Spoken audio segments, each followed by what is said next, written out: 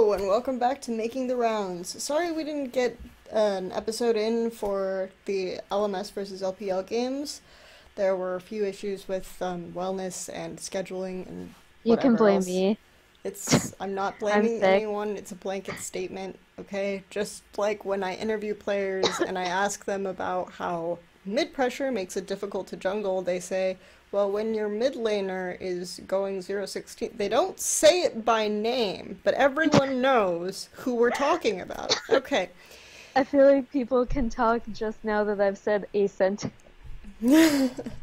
So we're going to go ahead and talk about the conclusion of the Making the Rounds LPL, LCK, LMS in this episode here. There are a few topics to go over. Obviously, there were two series, and I think everyone is a little bit surprised by how it all shook out, but worth discussing anyway. I think the first most obvious topic is how the Asian Rift Rivals format was different from the NAEU one, and how that may have affected the results or may have colored a few things and people feel like it invalidated the tournament. Like what are your thoughts on the format generally speaking? I don't feel like it invalidates the tournament completely. I mean, I know we're going to talk a little bit later about Korea and China and kind of their general attitudes coming into this, but I do think that it is a lot different preparing for a best of one and going into the finals. I think we did see that the LPL teams did take a look at, like, for example, they even came out and said, yeah, we picked EDG, we wanted them to go against Samsung for these reasons, and it is, I mean, anyone who's listened to me talk about tournament formats knows that I'm not a huge fan of best of ones in general. And so when this first came out, it was actually my favorite of all of the tournament formats. But when NA and EU swapped theirs, so we actually did get a best of five between the two best teams. I think maybe that's a change that I would have made, just because as it turned out, or even do like another format I didn't mind as much, which was, it had its own like flaws, but it's the relay format, but where you win until you lose. So we Right. saw this in the other Asian Rift Rivals format, actually, where Yeah. like I think the most egregious example of it was where Sin beat both of the lower tier GPL teams, and then Gigabyte Marines just loaded up and All reverse killed. Yeah. reverse swept all of Oceania. So and the only reason, I mean, you could make the argument, even so they ended up losing, actually GPL ended up losing to the LJL, but you could make the argument that, like, if it had just been Marines versus the best team, maybe the tournament would have been better or whatever. I did, like, I guess as someone who is not a casual viewer, I value series a lot more, but I do think that people found this very entertaining. So in that way, I find it, I guess, difficult to push back too much. I mean, if it's called Rift Rivals, and if you want a legitimate rivalry between an LCK team, an LCK, top LCK teams, and any other region, you're gonna have to have a wonky format. Just Yeah.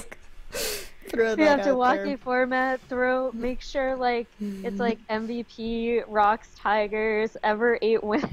Well, I'm saying top LCK teams, so I think you could have a legitimate rivalry between like mid-tier LCK teams and top teams from other regions.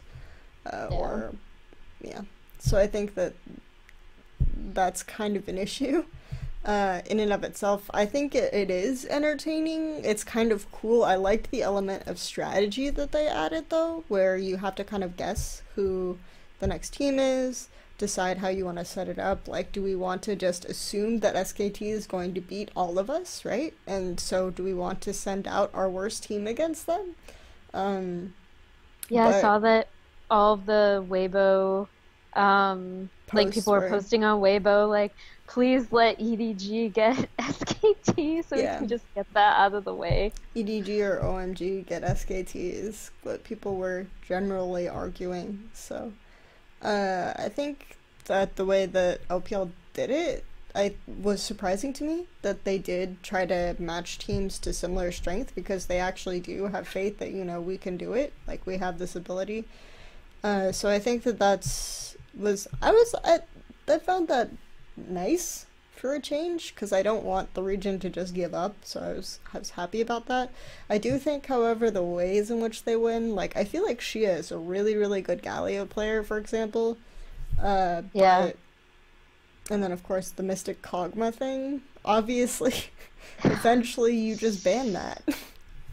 Yeah, that So was that was the fact that you're winning with that particular comp, I think, is like the ideal WE comp. So I think that that's not something that would work in a series. So no, definitely not. I mean, and SKT, like, so Faker I'm just not straight up making an ints, you excuse. know? Yeah, that So happens occasionally. I'll touch upon that later, don't worry. I do think though that one of SKT's strengths, we've talked about it, is an ability to win a series because they adapt. mhm. So I do think that in that regard, it best of ones takes away, like it adds an interesting strategic depth if the region is like talking to each other, paying attention to how specific team matchups go. Um, there's that picture of all of the LPL coaches gathered together at 4 a.m. discussing like what their strategy is going to be, which I found kind of adorable. And I think so basically you're removing one strategic element and replacing it with a different one. Um, I guess it depends on whether you want to see, because like the idea is that all of these teams are now on the same team, right? Mhm. So the only reason they're playing on their teams is because like you wouldn't want to mix up players randomly, because that'd be Yeah, that wouldn't work. kind I of think, weird. and I liked, it did feel like it was about region versus region more than NAEU did, if that makes sense. And if that's what they wanted to Yeah. accomplish, I feel like this format accomplishes that better. So, um, there is that element, I guess. I also think that because of it, the LPL teams learned faster, maybe, than some of the EU teams, because you could see very quickly how EDG adjusted their draft, right? Mhm. Which almost never happens. EDG don't adjust their draft. Like, let's be real here. So I think that there's something to be said for that as well. Um, so I think that if it's supposed to be a learning experience or something like that, which I'm pretty sure it's not, but by design, then I think that maybe it's more effective for having teams learn from other regions. But so there are elements to it that I definitely liked, but I think I do prefer series generally. So series between teams, not series between regions. Yeah. Should clarify. Okay. So next question, very obvious. Is the LPL actually good now? Because if you've been listening to me all year, and specifically this split, all I've said is how terrible the LPL is. So, do we now suddenly feel like the LPL is actually like a legitimate contender? Are they competitive with the LCK? I think I haven't done this yet, but what I wanted to do was I wanted to go and tally the win-loss record of each of the major regions at Rift Rivals, because I'm pretty sure if you just look at single game win-loss record and ratio, LPL would probably have the lowest Oh because of God. how bad they were in group stage, and yet they won the tournament. So, uh, I think that a lot of the LPL teams have very specific small conditions on which they could win matches, and that's not going to be good at a more rigorous or serious tournament. So that's a problem. I think I'm really happy that they actually did turn around their draft so quickly because, like I said, that almost never happens with the LPL. I hope that they can kind of think about this more when they're back in the LPL. I know that they watch the LCK very closely, and the story has always been all split. Things that work in the LCK won't always work in the LPL, so maybe they should start to realize that if it isn't working, maybe they're just bad. Not that I'm encouraging you to just like say everything the LCK does is good, because I think the Karma mid, for example, is actually pretty shit.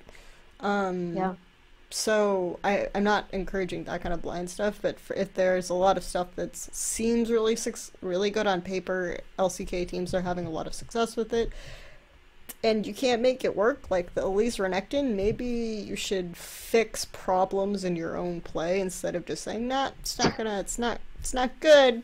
Yeah, let's play Kog'Maw some more, guys. Let's get the Kog'Maw and the Kassadin out. Let's first pick that Hey, shit. it worked, you know? Like now this tournament taught Well, the that Kog'Maw it, works. I think they had strong lanes, and like you can pick Kog'Maw if you don't have weak lane yeah, matchups in every yeah. single lane. Like, I don't think people realize I don't have a problem with Kog'Maw. I don't even necessarily have a problem with first pick Kog'Maw, though. Yes, I'm lying because I do, but I don't. My issue is more if you pick weak lanes everywhere, and your jungler can't do anything, and basically you just hope that the enemy team screws up, and that's how you play your game. Like, that's infuriating. I can't even pronounce the word. Anyway, go ahead. No, I was gonna say, yeah, it's not even that individual picks would be necessarily be bad. I was actually going to bring up the example of the way P1 used Twitch, Mhm. because I'm pretty sure they picked it with two pushing lanes, which I was like, yes, finally, because we had UOL that picked it with Rise, and that was just not okay. Anyway, so LPL is not the best region in the world now. No, I think They're that not gonna that's win World.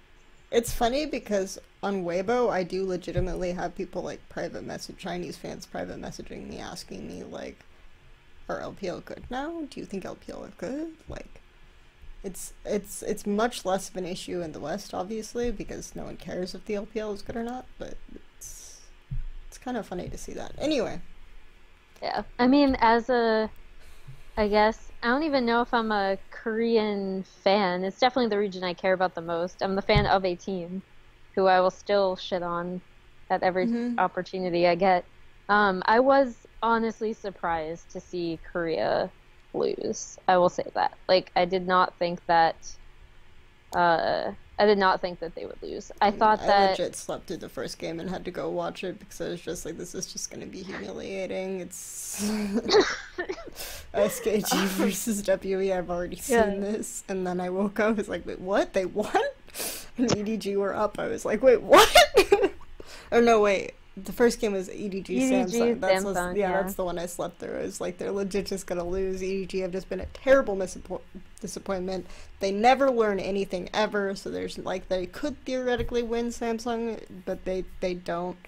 And then I woke up. I was like, wait, they're what? What? WE are up against SKG? What? And then, yeah, so it was They a good beat time. Samsung and they did it with Cuvée repeatedly solo And killing them. I kept double checking the rules. It was like they can't play SKT again until the end, right? Like SKT are gone. They can't come back. This should be fine. We should be okay. Yeah. That surprised me. MVP did better than I thought, which also surprised me. hmm I Um, mean, I don't think RNG are good right now. So, like, I I was mean, surprised by how well I didn't. RNG did this tournament. And I don't even think they did well. I just think Xiaohu was like, I'm going to play Corki and carry the shit out of you motherfuckers. So, Uh, yeah. I was legitimately surprised at how well MVP did. And they didn't even play all that well, I don't think. But they looked, like I will say, they looked better than they have in a pretty long time. So that I don't know how much people have watched MVP because that's kind of a low bar Yeah. I for this.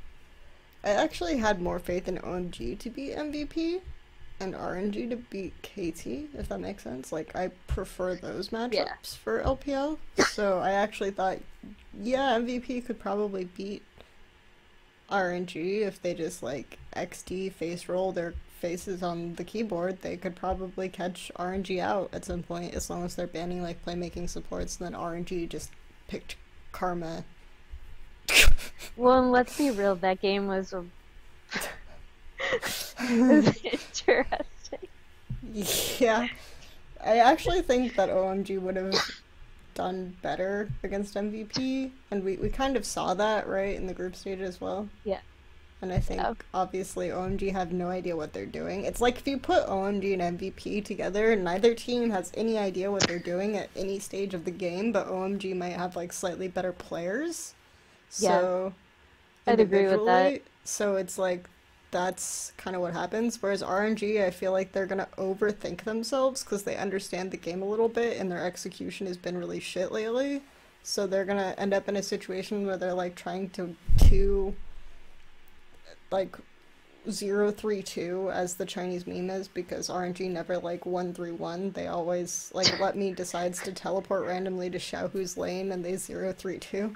Uh, I mean, the let me backdoor teleport is what won the game, yeah, right? there you go. But it's like, and then The everyone else system makes works. jokes because Xiaohu is like constantly hitting on his teammates. It's that like let me and Xiaohu have something on the side, and that's why they're always in the lane together when they shouldn't be. And okay, this is not what you Is came this here to like, watch. is this the But new school love thing? I mean, Xiaohu, like the thing is just like because obviously Chinese fans have like no filter on this stuff. It's just like they see players hugging each other. It's like gay, gay, gay, gay, gay. Coro One joins RNG. It's like this team is too gay. Is the first thing he posts on social media.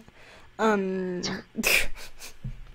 Oh, God. there are all sorts of jokes about Xiaohu like hugging people in the shower. I These are things I did not know. yeah, it's like, I don't understand why I'm telling people this now. The point is, however, that I didn't really think that RNG, I thought that RNG could screw up against MVP, so, I mean, they should theoretically do fine, but, yeah. It was alright, it was alright. I think I'm proud of them, but I think that if they just decide that they're good now after that, then they're gonna screw up at Worlds. Like, I always kind of hope that LPL teams bomb out of MSI, because when they do well at MSI, they're like, nah, it's okay, we're the second best or the best region, we're gonna be really good. And then it's like, yes, they got humiliated at MSI, alright, by a European team. They're going to really work hard and examine their problems, and then this happens. I can't. I've got nothing. How do we feel about LMS though? Because neither of us watch like a ton of the LMS, and we kind of glossed over that series. We did mention that the playmaking support thing helps. I think it helps the region as a whole because I do think that there are a Yeah. lot of supports in the LMS who are really good. Like Dreamer has been good for a really long time. Like way back to 2014 was when I was kind of watching him. Um, Yeah.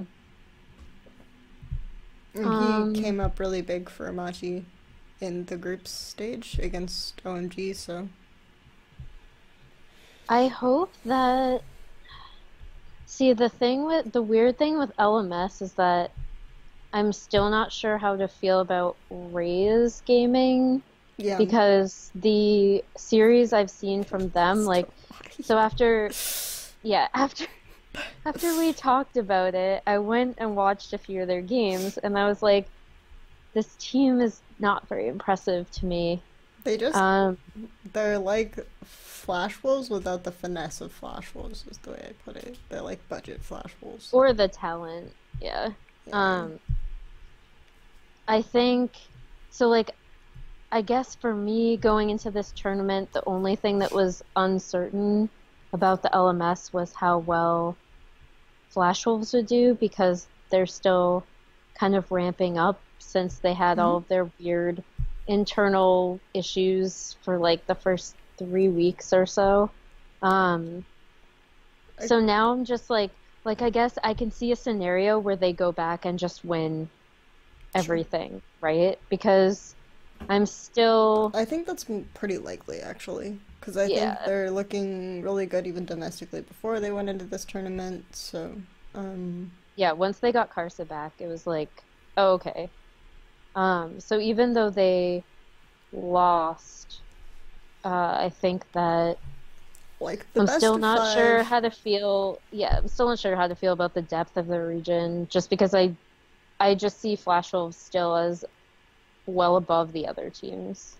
The best of five that we talked about best of five in series. The only best of five that I'd like really, really want to see in the entire tournament would be like Flash Wolves versus WE.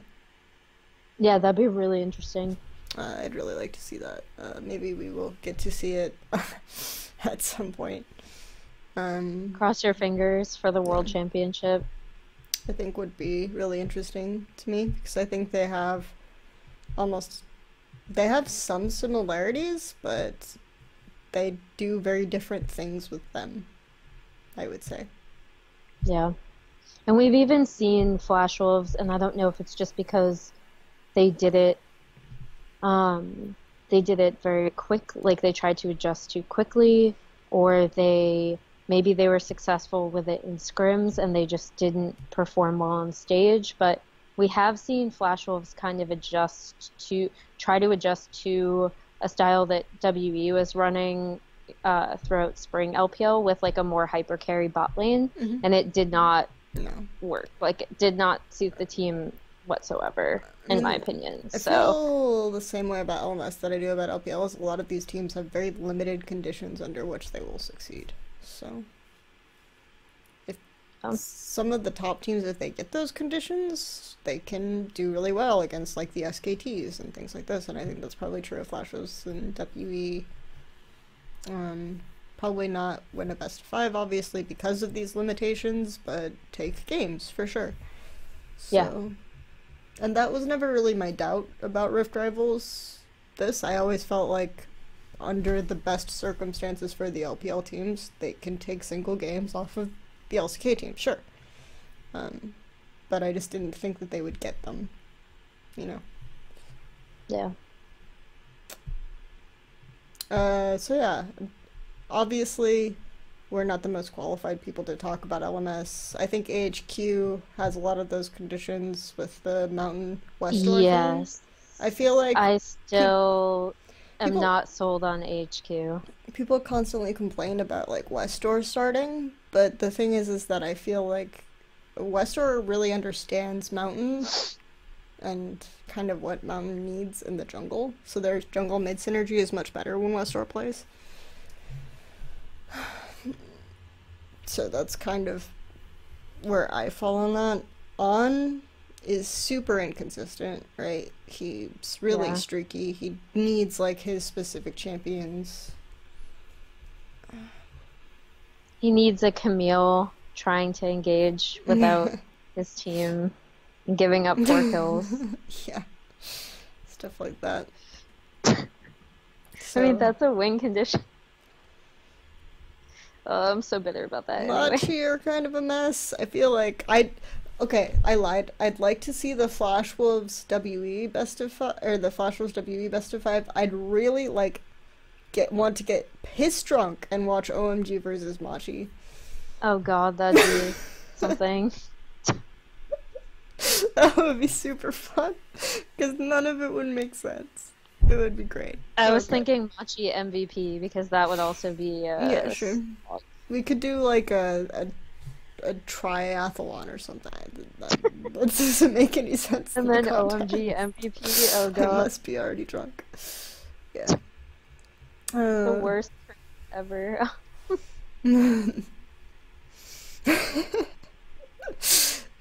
Anyway, yeah, so I guess final closing thoughts on LMS. I think they're they're about where I J had team kind of could be interesting. expected. I'm still, I don't know. There's something about J Team that I really think I bothers me. understand their early transitions really, really well. It's just that they get super eager on picks. So Yeah.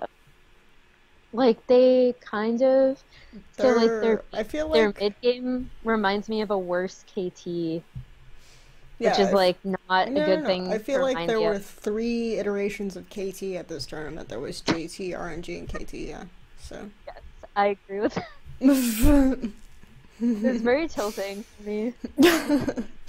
you just don't like J Team because it triggers you, right? So Probably I you solved the mystery. kind of feel like J Team were the best iteration of KT at this tournament though, of the three. Oh God, it's painful. No, I mean it kind of works. You could take it to a certain extent because EDG, Samsung, HQ-ish. Uh, yeah, maybe. Maybe they're just all like really weird mirrors of each other. The Flash Wolves SKT WE thing does not work at all though. Yeah. All right. Okay. So I think that those are kind of final thoughts on LMS. I feel like this tournament is meaningless. Is our conclusion so far. Were the LCK teams quote unquote serious? This is a big one. I think you have something to say about this. Yeah, so I think going in, like a lot of people were drawing on interviews. There's one specifically with KT, but there were a few other ones where people were saying that, oh, they're not really taking this seriously.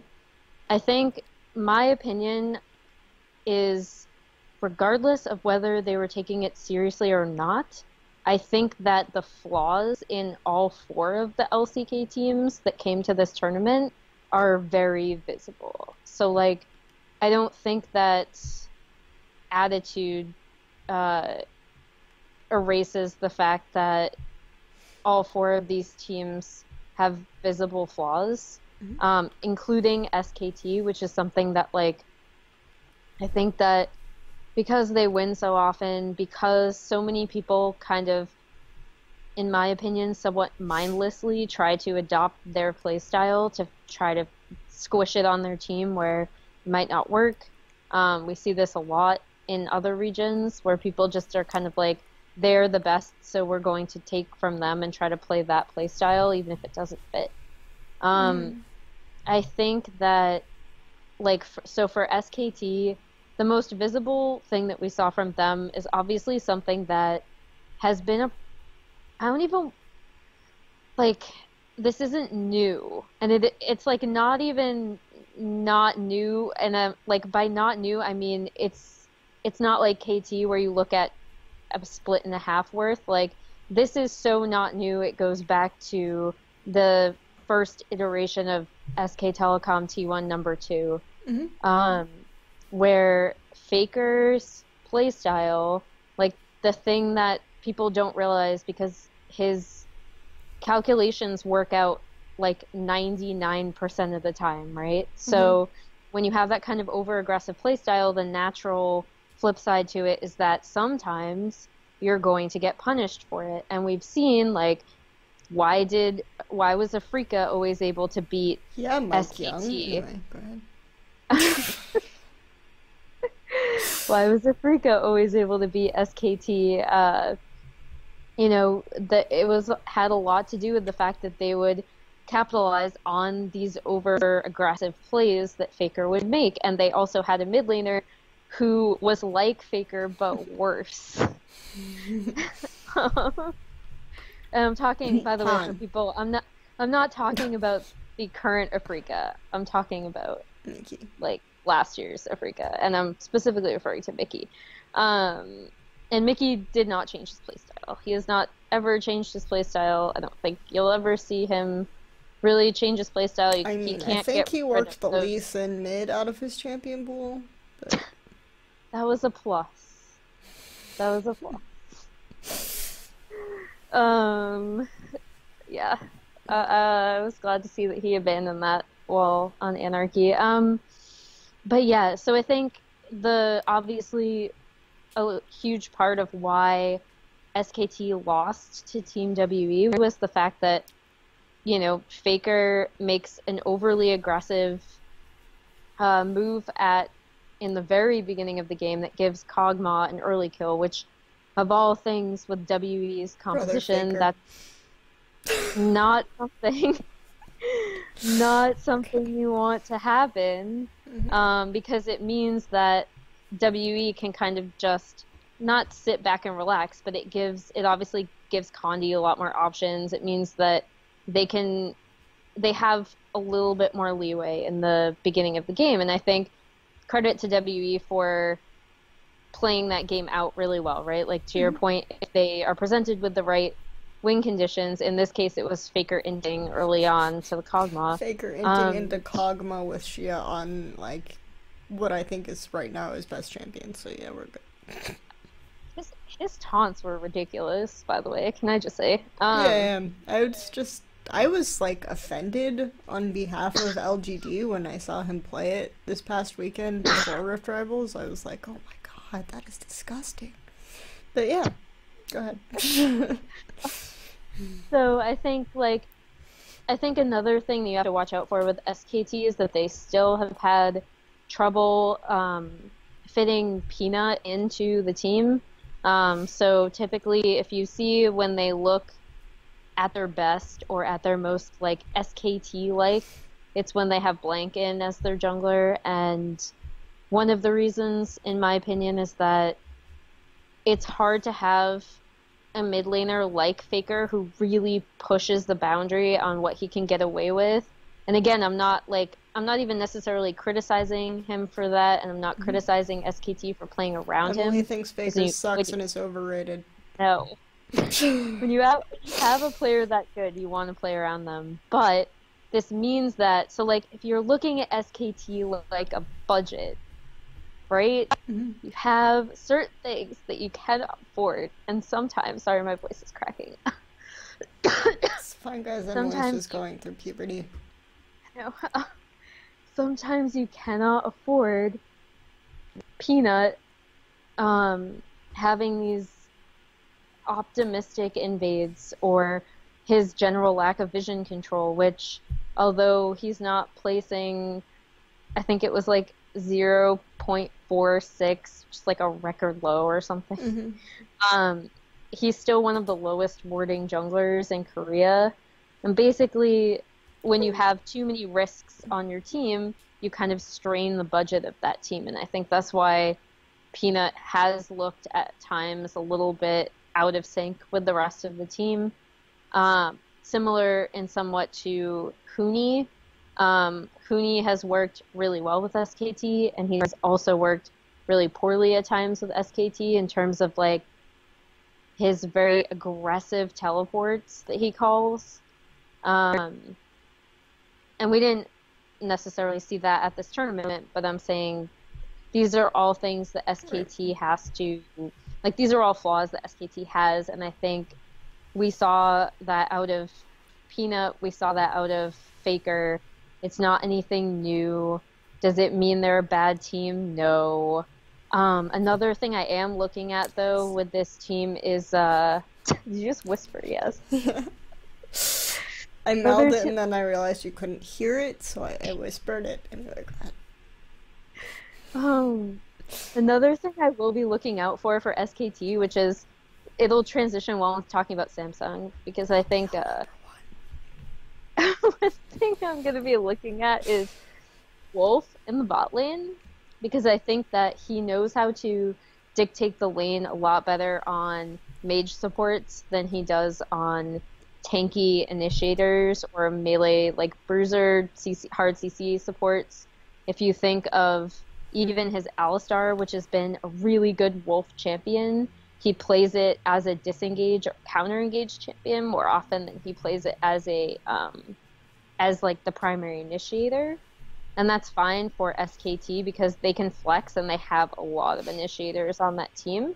But I do think it means that their bot lane might not be drawing as much pressure. So just as an aside, that might be something to look out for with SKT going forward if the support meta continues to shift, where you're going to see supports like Gorilla, for example, suddenly looking a lot better because the meta suits them and their playstyle a bit more.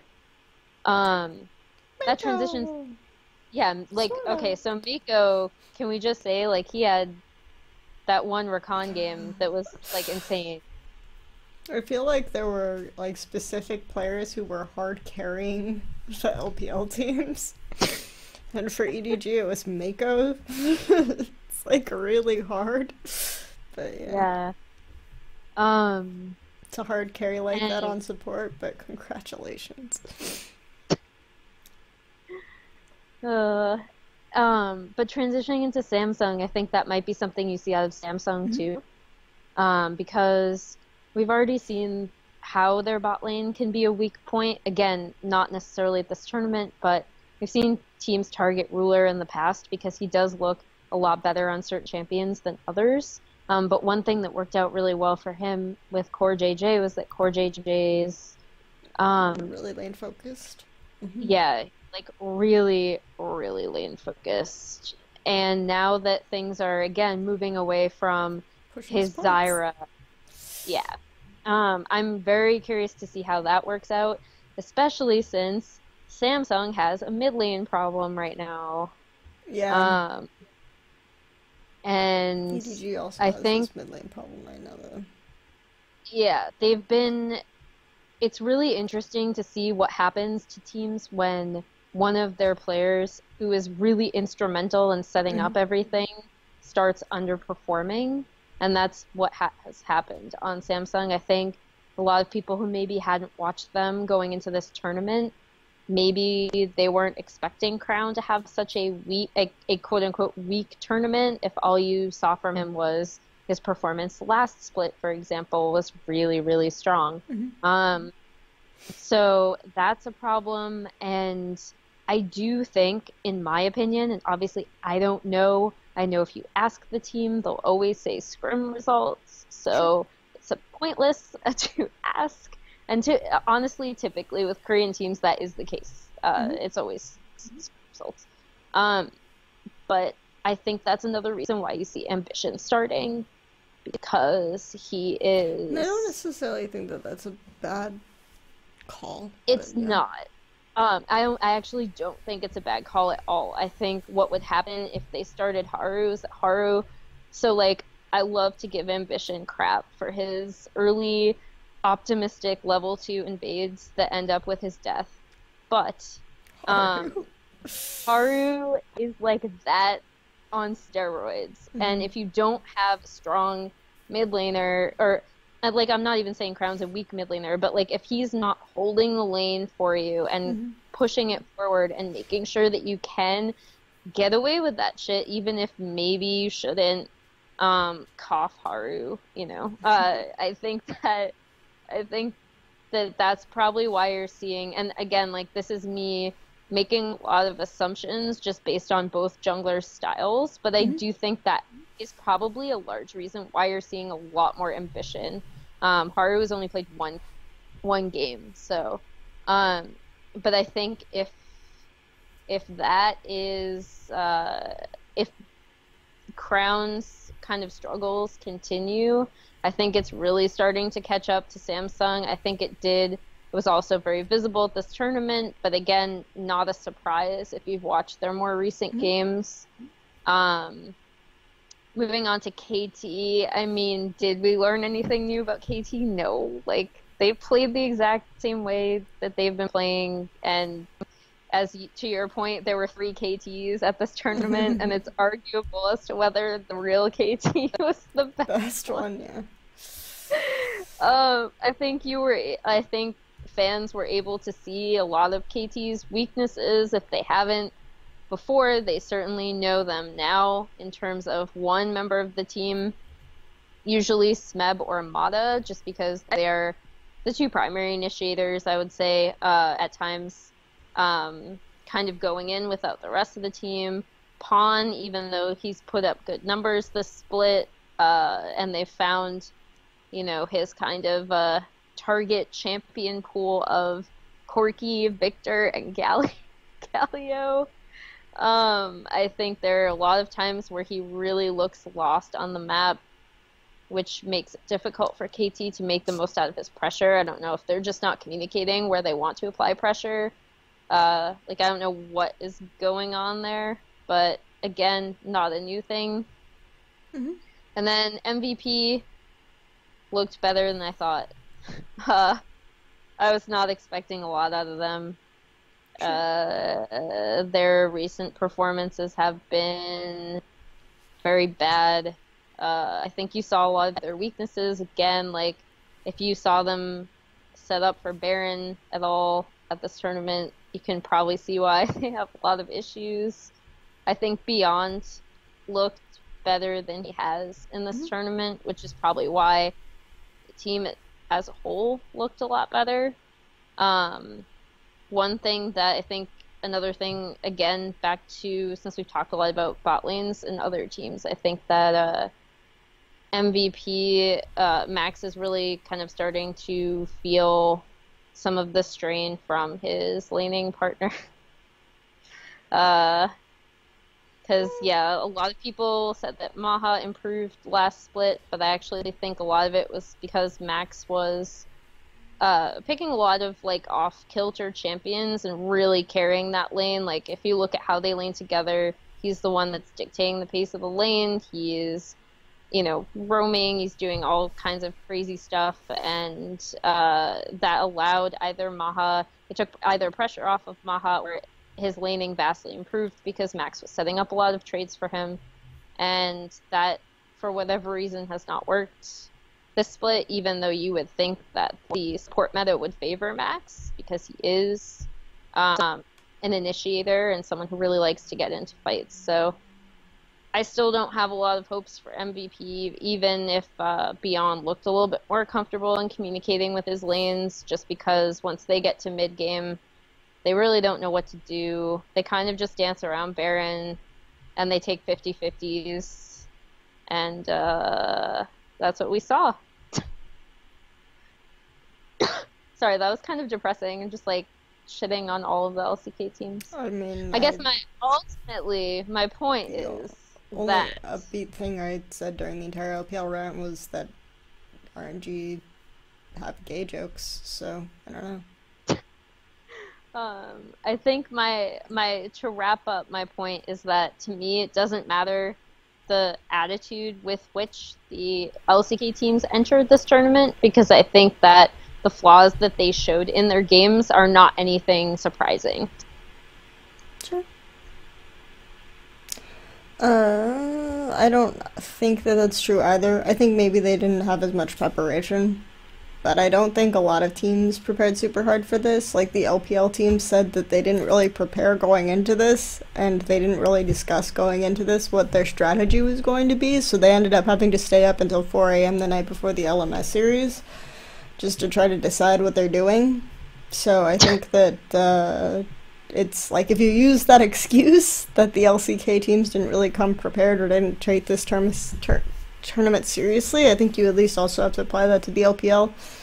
The LMS teams, there were mixed stuff. I think a couple of teams, from my understanding, were really, really serious and really wanted to win.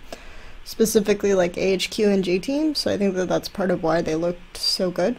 Machi and Flashwolves were kind of using the team tournament as a learning experience. I think that also showed. So that's kind of like, you can't just blanket statement, oh, the LCK weren't trying and not apply. It's like, okay, so I guess LPL does better when they're not trying than the LCK does. Like, it's such a weird argument. I think that the format argument is better. If you guys want to make an excuse, totally behind the format argument. The we're not serious argument, I'm not really down with, so it's good. Yeah. I mean, yeah, like, again, I think regardless, the way that the teams performed was just an extension of the flaws that they've been showing throughout the split. So Sure. doesn't really matter. Okay. We already went for a while on this one, so this is super long to cover 2 series kind of anyway, so see you guys the next time. We'll see what we decide to do with this, and thanks for watching.